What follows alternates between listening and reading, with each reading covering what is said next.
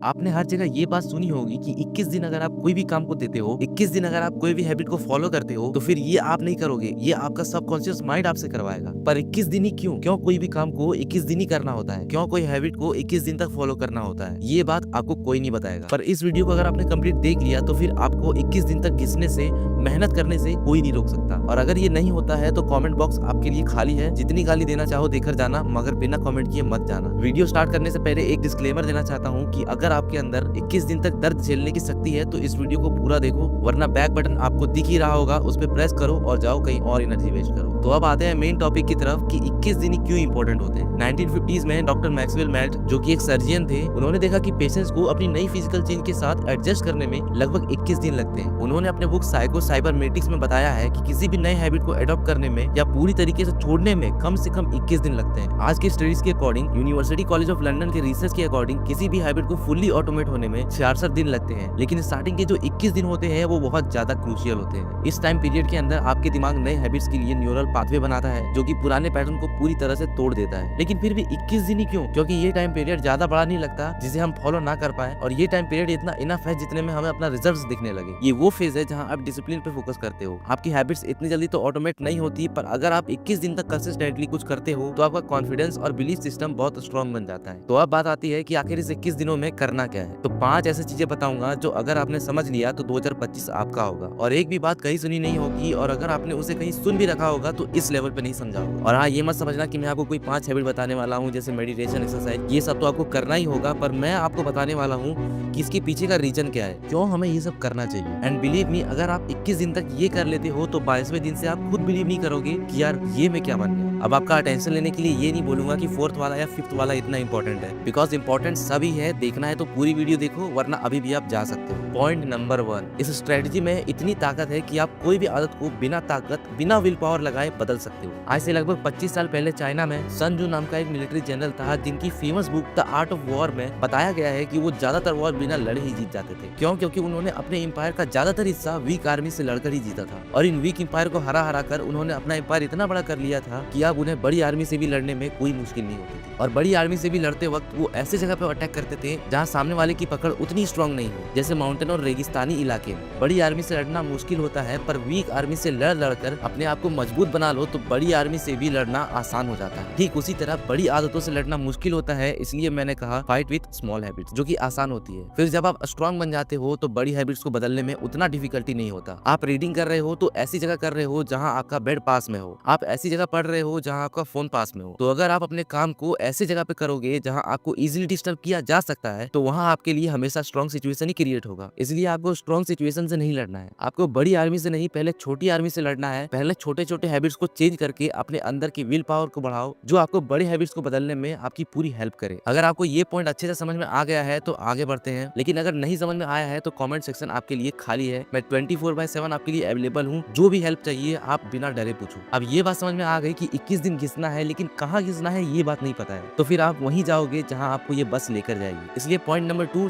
Set 21 days गोल। आपका कोई भी गोल हो, ये फिक्स करो कि 21 डेज में मुझे ये अचीव करना है। आज मैं यहाँ हूँ, 25 डेज के बाद मैं अपने आप को इस लेवल पर देखना चाहता हूँ, और मैं इस बात की गारंटी ले सकता हूँ कि अगर आपने 21 दिन तक इस सेल्फ इंप्रूवमेंट की जर्नी को फॉलो कर लिया तो आप अपने गोल तक पहुंचने के लिए पूरी तरह से तैयार हो जाओगे। Point number 3, cut your connections, go in isolation. अब अगर आप एक क्रिएटर हो या फिर ऐसे फील्ड में हो जहाँ आपको सोचना पड़ता है, तो ये पॉइंट ध्यान से समझना। देखो, अगर सच में तुम्हें अपनी लाइफ में कुछ करना है तो तुम्हें दुनिया से अपना कनेक्शन कट करना होगा। तुम्हें उन फालतू के लोगों से अपना कनेक्शन कट करना होगा जो सिर्फ तुम्हारा टाइम वेस्ट करते हैं। अब मैं ये नहीं बोलूंगा कि व्हाट्सएप पर लिख दो अनअवेलेबल, इंस्टाग्राम, फेसबुक, नेटफ्लिक्स ये सब डिलीट कर दो। नहीं, आपको ऐसा कुछ भी नहीं करना है, क्योंकि ये आप फिर से वही स्ट्रॉन्ग हैबिट से फाइट करोगे। और मैंने आपको पहले ही बोला है कि पहले हमको अपनी वीक हैबिट्स पर वर्क करना है। इसलिए कोई भी चीजों को डिलीट करने की जगह उसके अंदर ही ऐसा कंटेंट कंज्यूम करो जो कि तुम्हारे लिए फायदेमंद हो। फॉर एग्जांपल, स्टडीज में हो तो नेटफ्लिक्स पे मोटिवेशनल मूवीज देख लो, इंस्टाग्राम पे ऐसे इमोशनल रील्स देखो जिसे देखकर आपको खुद उस ऐप को क्लोज करके मेहनत करने का मन करे। फेसबुक पर ऐसे लोगों की पोस्ट देखो जिन्हें देखकर आपको इंस्पिरेशन मिलता हो। और जब आप इन वीक हैबिट से फाइट करना सीख जाओ, तब फिर तुम बड़ी एक्शन ले सकते हो। लेकिन ये सब आपको अकेले करना है, आइसोलेशन में करना है, क्योंकि अगर आप ये अपने दोस्तों के साथ करेंगे तो फिर आप अपने लिमिटेशन को पक्का क्रॉस करेंगे। Now point number 4 is gratitude, मतलब थैंकफुल होना। ऊपर वाले को थैंक्स बोलो। भगवान ने आपको सब कुछ दिया है जो भी आपको चाहिए। भगवान ने आपको एक अच्छा शरीर दिया है, किसी के पास तो वो भी नहीं है। आपको माँ बाप दिए हैं, किसी के पास तो माँ बाप भी नहीं है। आपको रहने के लिए घर दिया है, किसी के पास तो छत भी नहीं है। इसलिए लाइफ में ये मत सोचो कि यार मेरे पास ये नहीं है, वो नहीं है, भगवान ने मेरे साथ नाइंसाफी की है, क्योंकि अगर तुम्हारे साथ नाइंसाफी हुई है तो फिर जिनके पास ये सारी चीजें नहीं है उनके साथ भगवान ने ऐसा क्यों किया? ये बात को भी एक बार जरूर सोचना। एंड इसीलिए हमेशा गॉड को थैंक्स बोलो। अब आते हैं लास्ट पॉइंट पे, जो कि है थिंक अबाउट योर पेरेंट्स। हर दिन जब भी तुम्हें डिमोटिवेट फील हो, काम करने का मन नहीं करे, तो एक बार अपने पेरेंट्स के बारे में जरूर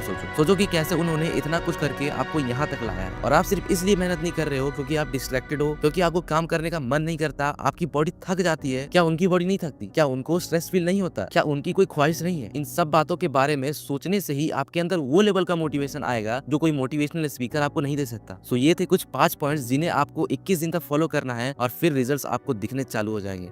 बट इनके साथ साथ तुम्हें exercise, early wake up, learning new skill, ये सारी चीजों पे भी काम करना है, तभी जाके तुम अपनी लाइफ में कुछ उखाड़ पाओगे। अब मुझे पता है कि 90% लोग मेरी वीडियो को छोड़कर जा चुके होंगे, कुछ गिने चुने ही लोग होंगे जो यहाँ तक मेरी वीडियो को देख रहे होंगे। तो मैं आपसे एक बात कहूंगा कि आपकी लाइफ तब तक चेंज नहीं होगी जब तक आपके अंदर से उसे चेंज करने की आवाज ना है। अब अगर ये वीडियो अच्छी लगी हो तो लाइक, सब्सक्राइब एंड कमेंट जरूर करना, क्योंकि इससे मेरे अंदर भी मोटिवेशन आता है और मैं आपके लिए ऐसे कंटेंट्स और बनाते रहने की मेहनत भी कर पाता हूँ।